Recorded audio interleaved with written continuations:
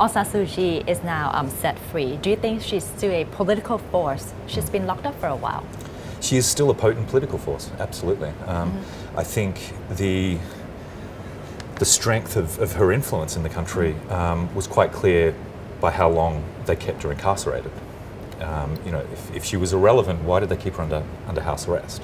And I think it was a very smart thing that the government did, releasing her a week after the elections. It diverted attention from the elections almost completely. Suddenly everyone was happy. Everyone thought, this is a real sign of change. Here's Suu Kyi's free, the country's changing. Now, Aung San Suu Kyi herself has said, no, the only thing that's changed is I'm out. That's it. Nothing else has changed in the country. My personal freedom. But maybe it's a start.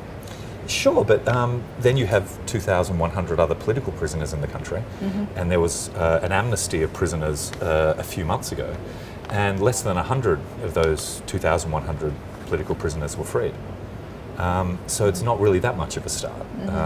Once they release all those 2,100 political prisoners, then I'll believe that there's something genuine afoot, but not until then. So what can we expect from here in terms of politics?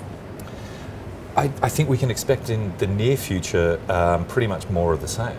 I think the military is getting used to ruling in a semi-civilian, semi-legitimate kind of way. I don't think it's going to be power sharing yet. I don't think they're going to be completely civilianizing and handing over power. And in many respects, they can't.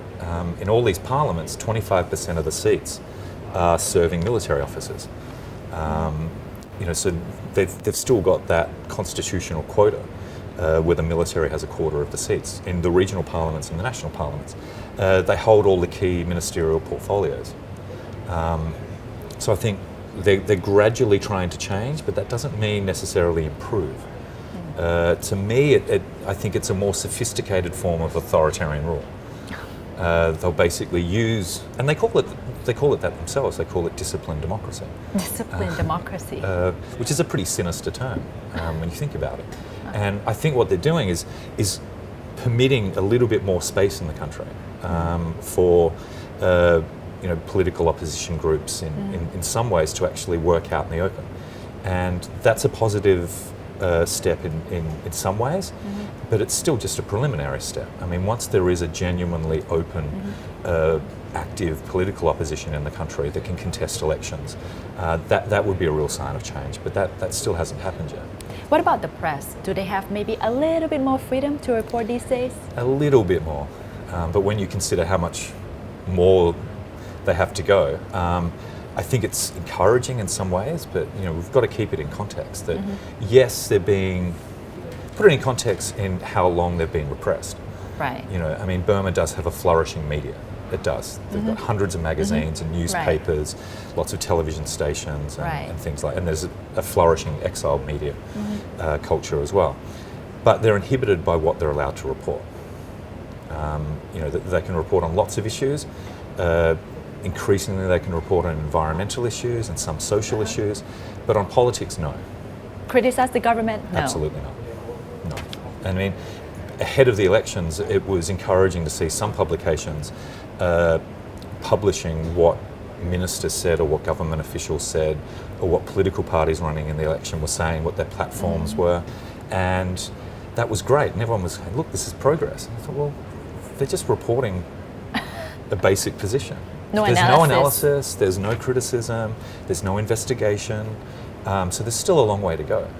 What has improved, I think, and something that needs to be recognised, is that there are a lot of very good Burmese journalists trying to work within that system and work from within and push it. And they know better than anyone that there's this invisible line of acceptable behaviour. I mean, Burma still jails a lot of journalists. You can still get thrown in prison for writing a critical news story. Editors, even some clandestine media from exiled organisations still get thrown in prison. Poets still get thrown in prison. So there is still a system of censorship. And some people say, well, before 20% of stories used to be rejected by the censors, now it's 5%. Well, if those 5% of stories are critical stories that the public needs to know, you're still living in a system of censorship. Now, there are reports by your organization, Human Rights Watch, as well as Korean Human Rights Group, that prisoners are being used as convict porters. What's the situation like?